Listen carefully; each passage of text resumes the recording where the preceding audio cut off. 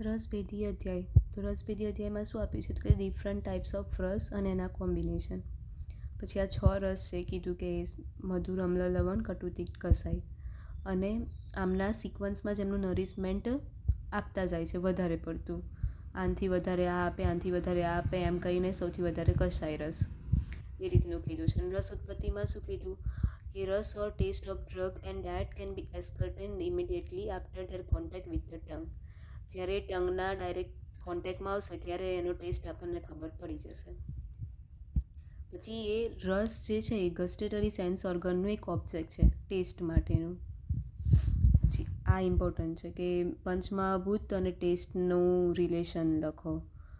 તો એમાં શ્લોક: સ્મામ અંભો અગ્નિ, સ્મામ અંભુ તેજ, ખ વાયુ અગ્નિ અનિલ ગો અનિલે, દ્વય ઉલ બનૈક્રમાત ઉત્થે મધુર આદિ રસ ઉદ્ભવ.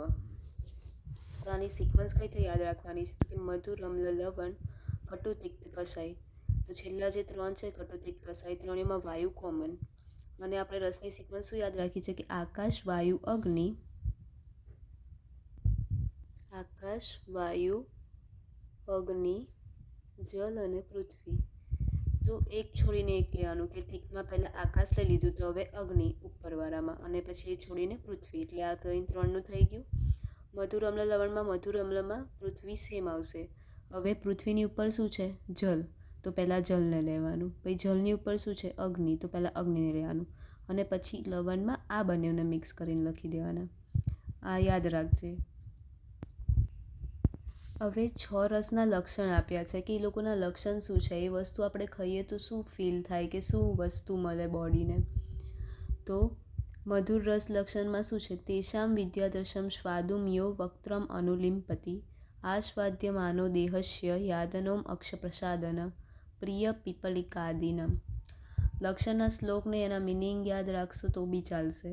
તો મધુર રસ લેવાથી શું થાય તો કે forms coating inside the mouth. માઉથની અંદર એક કોટ બનાવશે, એટલે આમ આપણને કંઈક આમ માઉથની ઉપર કંઈક ચોંટી ગયું હોય ને અંદરની સાઈડ, એવું ફીલ થશે ગળ્યું વસ્તુ ખાવાથી.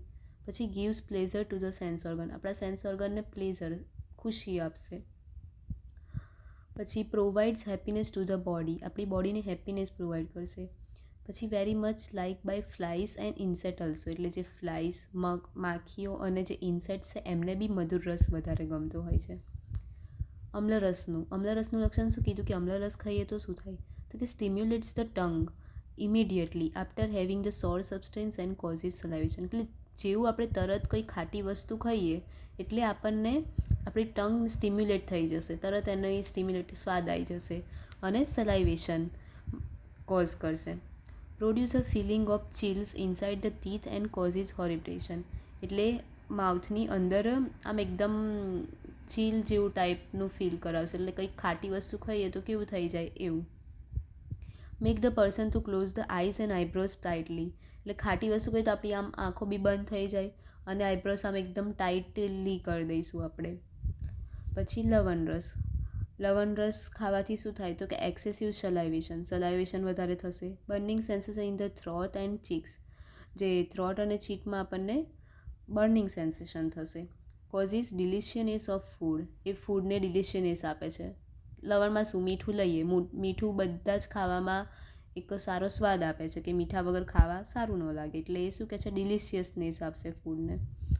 પછી તિક્ત રસ, તો તિક્ત રસ શું કરે છે તો cleanses the mouth and throat by removing the sticky accumulation, એટલે આપણા માઉથમાં અને ગળામાં જ કશું ચોંટી ગયું હશે સ્ટીકી મટીરિયલ, તો એને રિમૂવ કરવામાં મદદ કરશે.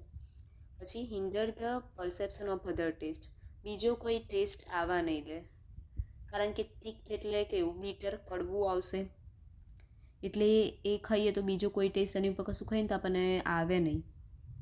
પછી કટુરસ એટલે તીખું, તો કે stimulates and irritates the tip of the tongue, આપણા ટીપને સ્ટિમ્યુલેટ કરી દેશે ને ઇરિટેટ કરી દેશે, કેમ કે એ તીખું હશે, સ્પાઇસી હશે. કોઝિસ ટિંગલિંગ સેન્સેશન, એટલે આમ એકદમ ઝણઝણાટ ટાઈપ થાય ને કશું આમ તીખું ખાઈ લીધું હોય એવી રીતના. Causes watery discharge from mouth, eyes and nose, બહુ વધારે પડતું તીખું ખાઈ લઈએ તો આપણા મોઢામાંથી, આંખમાંથી અને નાકમાંથી પાણી નીકળવા માંડે, watery discharge. Burning sensation in the throat and cheeks, ગળામાં અને ચીક્સમાં આપણને આમ બળશે, કેમ કે બહુ તીખું ખાઈ લીધું છે એટલે.